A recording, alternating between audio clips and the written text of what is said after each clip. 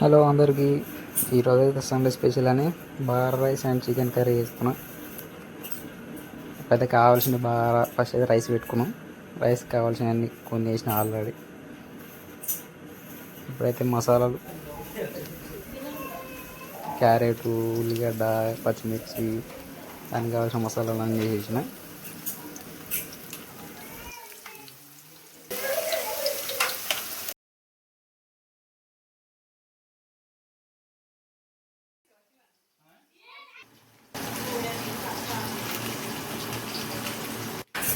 దీంట్లో కావాల్సిన లైట్గా బగారాకి లేకపోతే బగారా ఎందుకవుతుంది, బగారా గిట్ల వేసుకున్నాం. అవైతే మంచిగా కాలే. నెక్స్ట్ అల్లం గిట్ల వేసుకున్నాం.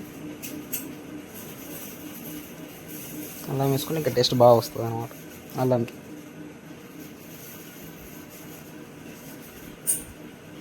మంచిగా మిక్స్ అల్లం మంచిగా దాన్ని బట్టి స్మెల్ పోయేదాకా, పచ్చి స్మెల్ పోయేదాకా ఉంచి తర్వాత వాటర్ అప్లై చేసుకోవాలి.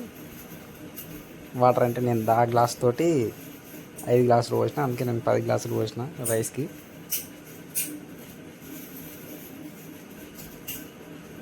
ఆడికాడికి అవుతుంది అన్నమాట, కరెక్ట్ కొలతతో వస్తే.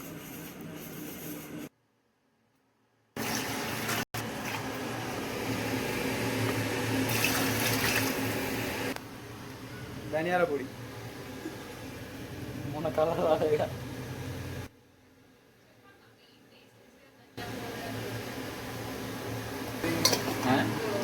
మసాలా ఎక్కువ.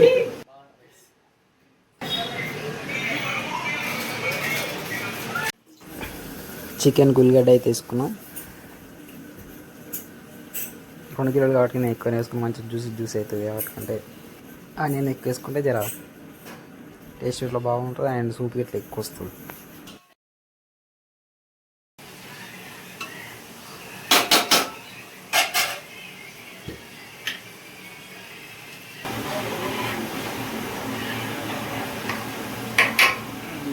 బాగా కలర్ బాగా వస్తుంది.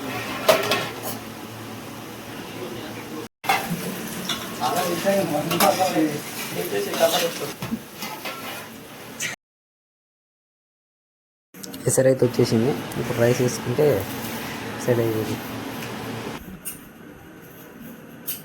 బారకి రైస్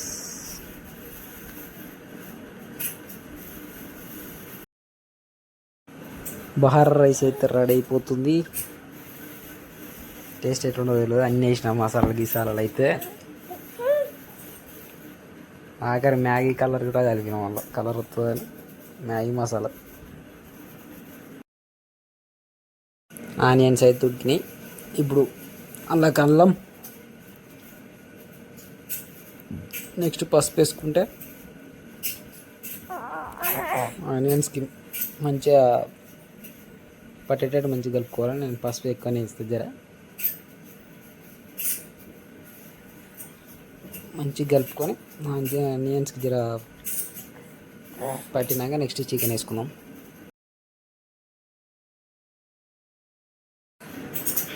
ఇప్పుడు చికెన్ వేసుకున్నాం. చికెన్ 2 కిలోలు ఉంటుంది.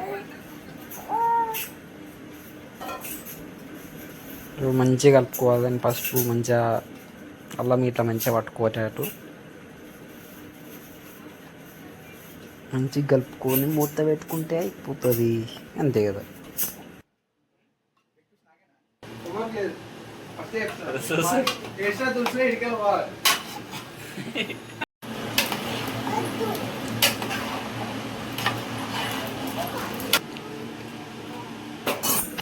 రైస్ అయితే అయిపోయింది. ఒక 5 నిమిషాలు అట్లా దమ్కు మీద నుంచి ఆఫ్ చేసుకుంటే అయిపోతుంది. చికెన్ అయితే ఉడుకుతుంది ఆల్రెడీ. ఎసరు వచ్చినాక జర కారం గిట్లా కప్పుకున్న తర్వాత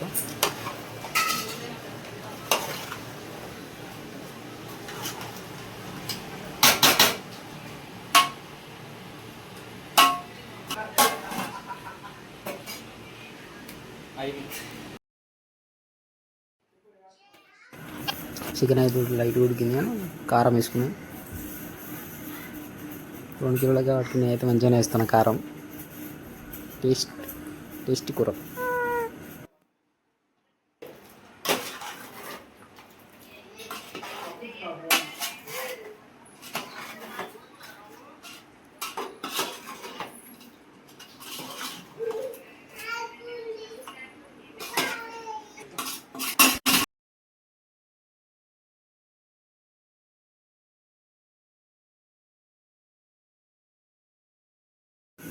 చికెన్ అయితే ఉడికినది, కొత్తిమీర మసాలాలు లాస్ట్కి వేసుకున్నాడు అన్నీ వేసుకొని ఆఫ్ వేసుకుంటే కర్రీ అయిపోయినట్టే.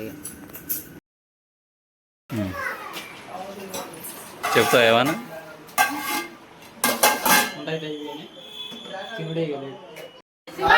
ఆ.